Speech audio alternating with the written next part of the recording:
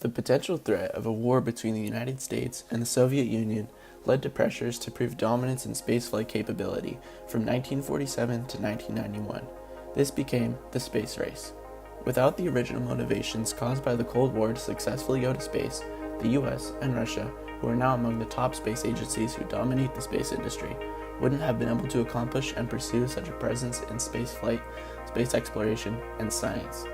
Landing men on the moon, controlling rovers on Mars, and the launch and assembly of the International Space Station, which now supports Bigelow's progress towards their own space station, would have never been possible without the first pressures to go to space caused by the Cold War between the United States and the Soviet Union.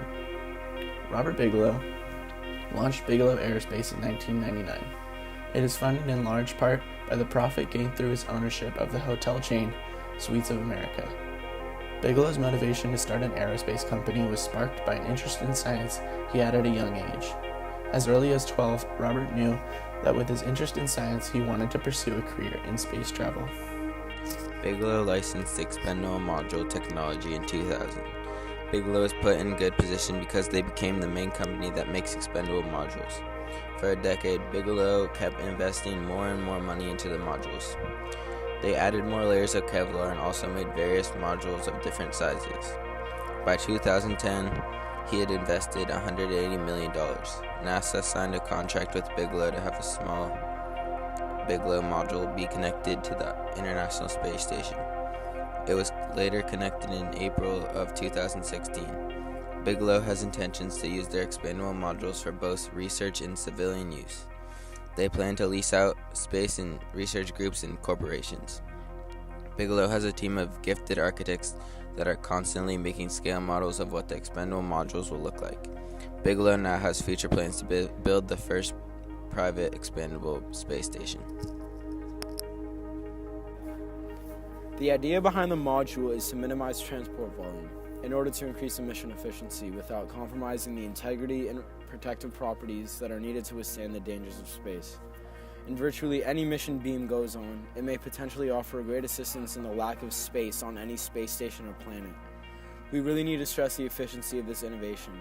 With an initial packed configuration of 7 feet in length, 7.5 in diameter, to a deployed configuration of 13.6 feet long and 10.5 feet in diameter, these concepts truly have the potential to change the way we interact with space. Beam is composed of 2 metal bulkheads capable of attachment on either side, with a rigid aluminum structure and multiple layers of fabric and Kevlar. The station is practically bulletproof. While it may look like a large, soft balloon, the station is capable of providing a degree of protection from solar and cosmic radiation, space debris, atomic oxygen, and ultraviolet radiation. Once these key designs were built to a reality, it then came time to decide the potential functions of the rocket. On April 16, 2016, a beam module was launched towards the International Space Station on the SpaceX resupply mission. This module will stay at the ISS for at least 3 more years. A group of sensors on the ISS takes measurements and monitors beam performance. This will help us to perfect the designs on future models. Keeping the module attached longer will also further advertise Bigelow to the rest of the world. Beam has been performing great, and Bigelow is finding new ways to improve every day. Expandable activity modules appear to have an abundance of future potential.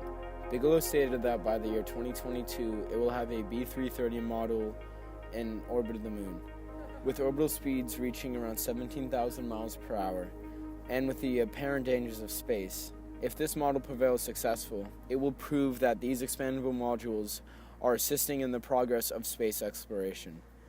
With the upcoming events of hopefully finally landing on Mars, the high efficiency of the expandable modules may prove to be a piece in the puzzle towards putting a man on Mars, and NASA is exploring the prospect of extending the life of this privately owned business.